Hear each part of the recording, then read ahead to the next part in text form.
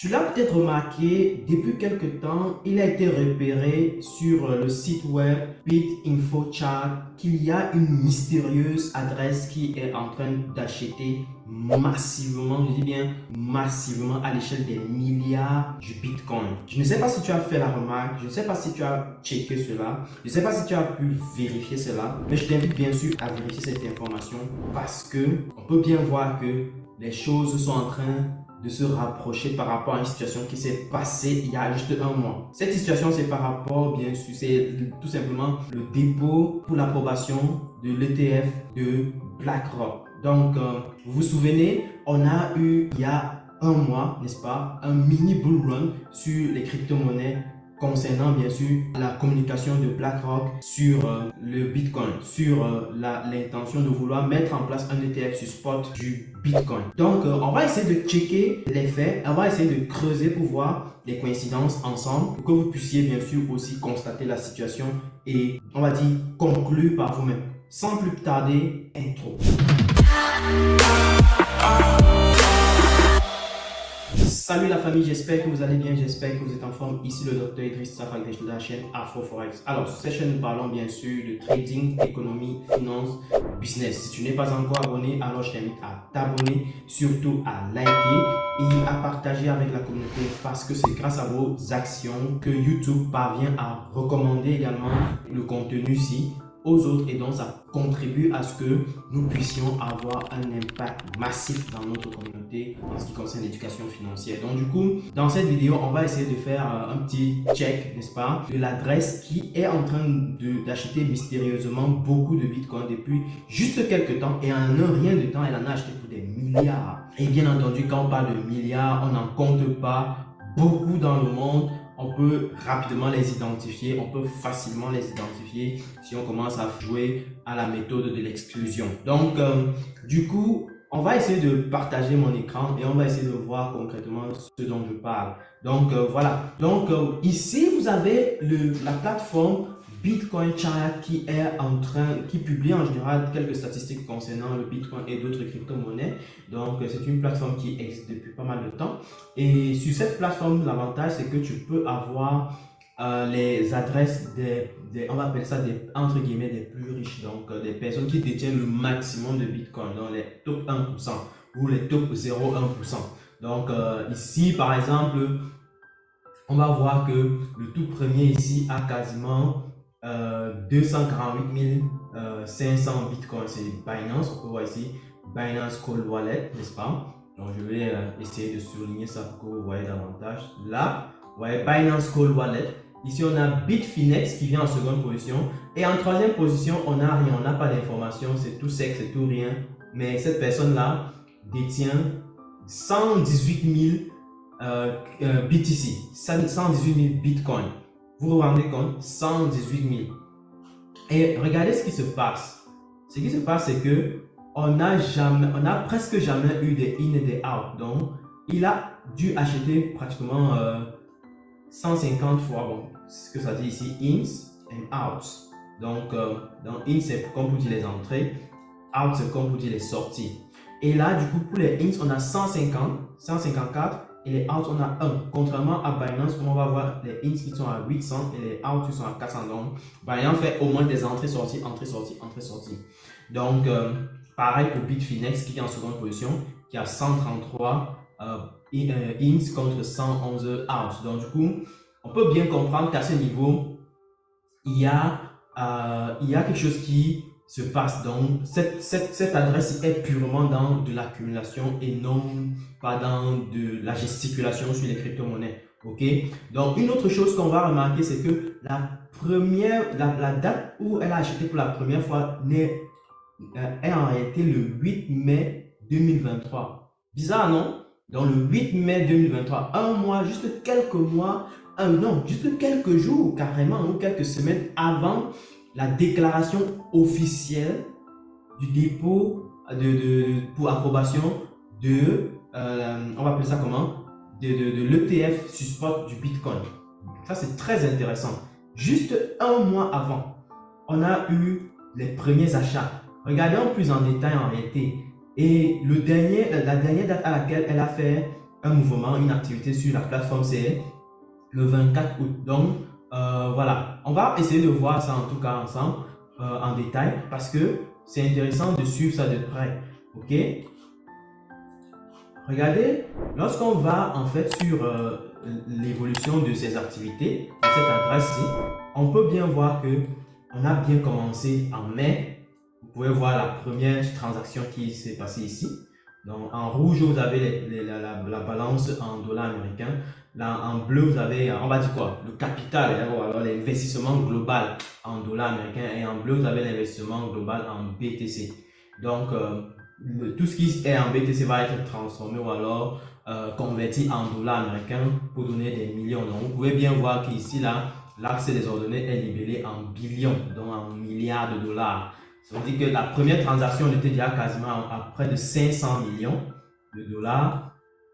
La deuxième transaction était quasiment à 1 milliard, 1 milliard 26. La troisième transaction était 1 milliard 88. Vous voyez que ça ne faisait que monter. 2 milliards 50, n'est-ce pas? Après, on monte à 2 milliards, un peu plus de 2 milliards 50. Après, on monte à 3 milliards. Et actuellement, on est à 3 milliards 14. Donc, on est à 3 milliards 14 millions. Non, 140 millions. Qu'est-ce que je raconte? Donc, du coup, donc vous voyez que en un seul mois, cette adresse-ci a pu injecter plus de 3 milliards 140 millions sur les plateformes. C'est-à-dire elle a acheté des bitcoins à l'échelle de 3 milliards 140 millions. C'est hallucinant. Je dis bien, c'est hallucinant. Et si vous regardez bien les gains qu'elle réalise, elle est en négatif, ça on peut le remarquer, et c'est normal parce que le Bitcoin est en train de chuter, n'est-ce pas? Mais récemment, n'est-ce pas? Lorsqu'elle venait à peine d'acheter, avec la montée du prix qu'on avait eu sur le Bitcoin, elle était déjà à près de 130 millions en poche de gagner. C'est la folie, quoi. Vous voyez? Mais ça a chuté parce qu'elle a encore acheté, c'est normal. Elle continue à faire on va dire quoi, du compounding, ok, du dollar cost averaging.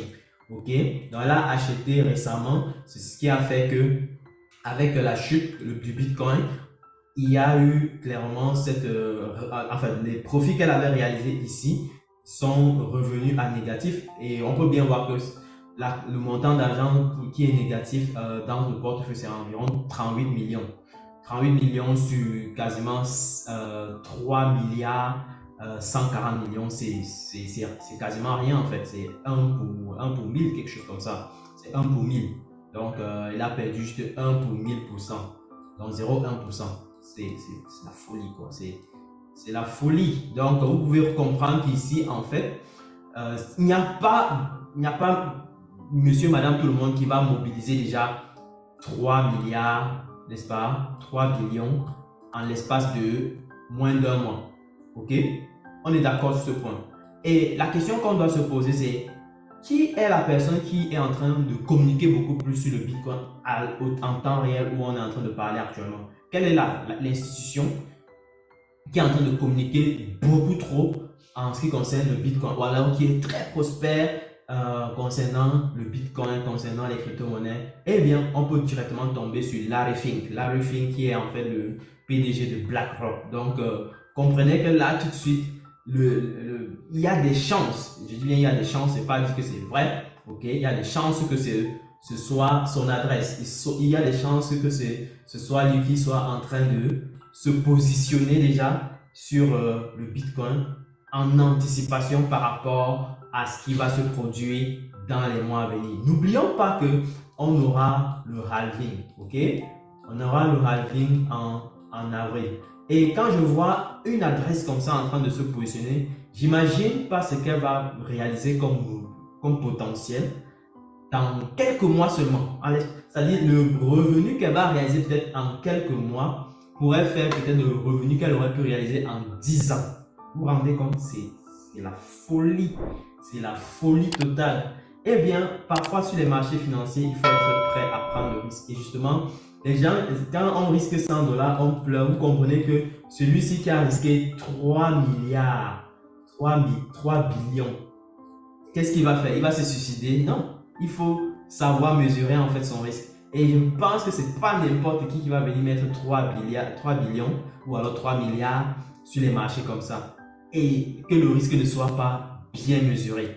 D'accord? Donc, donc, le soupçon est clairement est en réalité orienté vers BlackRock. Mais ce n'est pas pour dire que c'est exactement lui. On ne sait pas puisque l'adresse est anonyme, n'est-ce pas? Et la seule piste qui nous permet de le dire, c'est tout simplement parce que BlackRock a communiqué récemment beaucoup sur les crypto-monnaies. Voici au moment où on avait fait le bull run, vous pouvez voir, on avait fait le bull run exactement vers le 15 juin.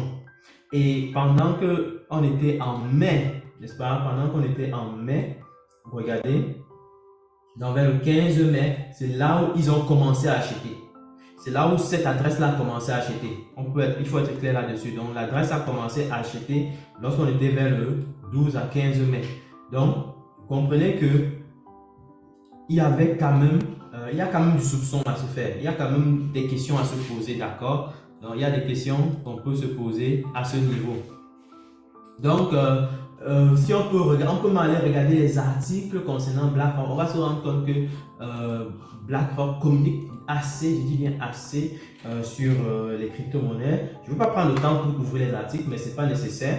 Par ailleurs, ce qu'on peut remarquer pour la journée d'aujourd'hui, c'est que les crypto-monnaies ont, après une tentative de remontée, ont fait un rebroussement chemin, mais catastrophique. C'est pareil pour les indices, c'est pareil pour les indices, c'est pareil pour le gold qui reste plus ou moins stable, mais qui a fait une petite tentative de retournement. Mais on reste quand même stable, on n'a pas beaucoup bougé comparé aux autres indices. Donc, le Bitcoin avait tenté d'aller chercher les 26 700, mais on a repoussé chemin. Le Nasdaq, lui, il a fait quasiment 400 points la journée d'hier.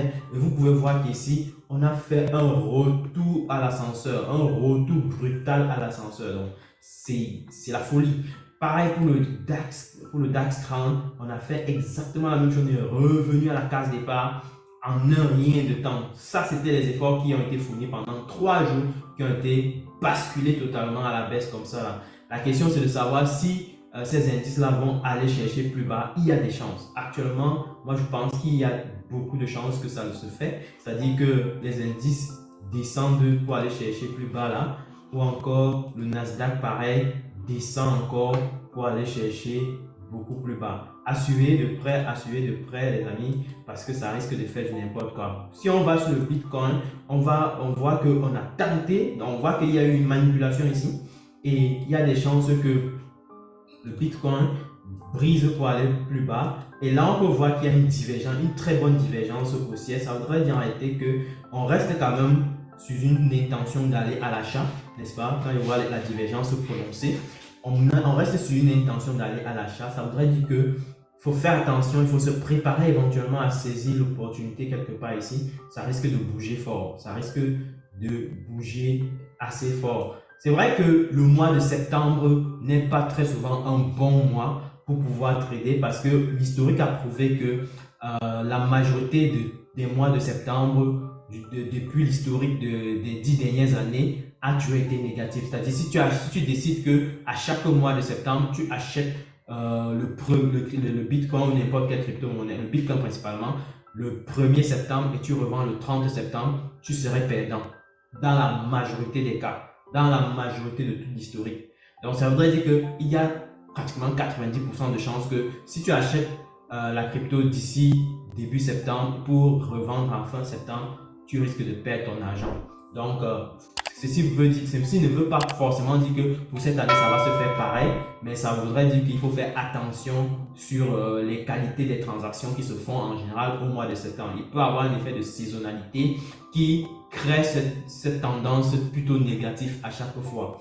Donc, soyez vigilants, soyez prudents, ça va vous sauver.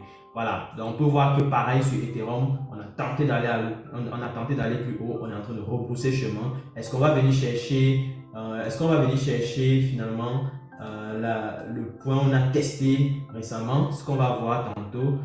Ripple c'est pareil, donc on peut voir que on est vraiment en train de tenter d'aller chercher le prix qui a testé pour le premier, pour le premier petit crash, n'est-ce pas? Et on verra bien si ça tient le coup, quoi. Donc, voilà un peu ce qu'il faut retenir clairement. Donc, faites très attention. Le fait que, par exemple, cette adresse, ils sont en train d'acheter, ça veut dire qu'elle a une intention de pouvoir prendre avantage du halving. C'est pas pour rien qu'elle décide d'acheter là tout de suite. C'est pas pour rien. C'est parce que elle envisage, elle soupçonne que le meilleur prix actuel sur le marché, n'est-ce pas, concernant par exemple le Bitcoin, n'est-ce pas, c'est le niveau des 26 000.